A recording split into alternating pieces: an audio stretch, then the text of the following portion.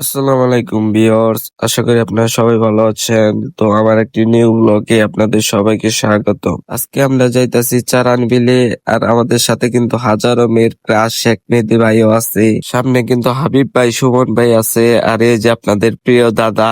মূলত আমরা আজকে চারান যাইতাছি, নতুন পানি আসছে, সেজন্য কিছু ছবি আর ভিডিও শুট করতে। দেখতে দেখতে কিন্তু আমরা চারান বাজারে চলে আসলাম। আজকে কিন্তু চারানের ওয়েদার কিন্তু খুবই খারাপ, বৃষ্টি বৃষ্টি ভাব।